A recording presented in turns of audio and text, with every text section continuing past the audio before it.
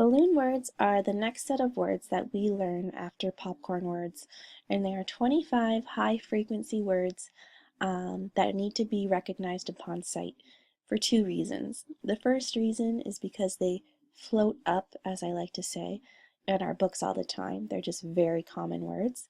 And also because a lot of these words can't actually be sounded out. Um, so it's really important that we know these words. It just makes reading and fluency a lot easier. So there are a couple words that we can sound out, and those are the words that we start with, and we've already learned them. So for example, his, had, him, get, at, got, up, and will. We've learned those because they're easy to sound out. However, a lot of the other ones, um, they're pretty tricky. Like are, for example, there's no way to explain how that word can be sounded out. It doesn't make sense at all.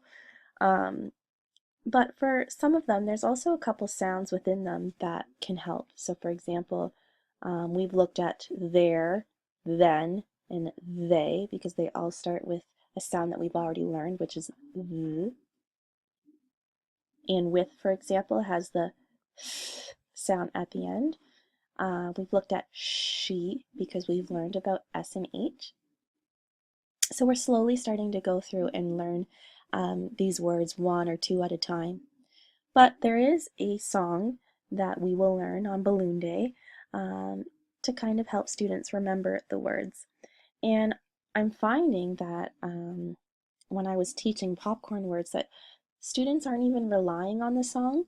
I think they're just, because we're going through them like slowly one at a time, that they're just remembering them, which is awesome. Because in the past, I used to teach them basically like solely on the song. So if they saw this word, for example, in a book, they would have to sing the song to find out and hear what that word is. But I'm finding that with sounds and like little tricks and stuff that they're able to just remember that the word easily. So that's awesome. However, it's still really fun to learn the song. And the song for our balloon words goes to the tune of London Bridge is Falling Down. So you, she, be, look for his, they, etc. So we will learn that and students can use that to help them. A couple of other tricks that we kind of use. For example, in the word look, sometimes I draw like little eyeballs and stuff in there.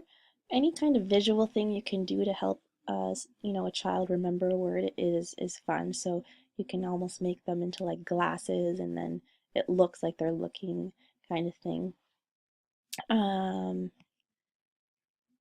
and some of them students I'm finding are these words are really easy for them to remember. I don't know why, but you and are um, they're really getting, and down and little.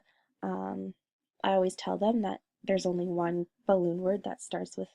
Actually, I guess there's two. Oh no, is there more than two? I hope not. There's only one or two balloon words that start with l, and if this one's look, then this one has to be little. So there's all sorts of ways that you can teach these and practice them at home. You can download this PDF on my blog under important documents. Just go to download and you can download the PDF and you can cut them out and you can do them as flashcards, that sort of thing. But I guarantee you that if your child can remember and recognize these words, that it's going to make their reading so much easier for them.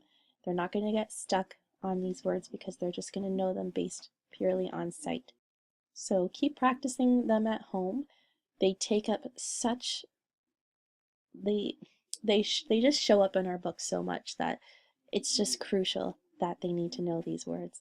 So keep practicing. We'll keep practicing at school and hopefully we'll see those reading scores go up.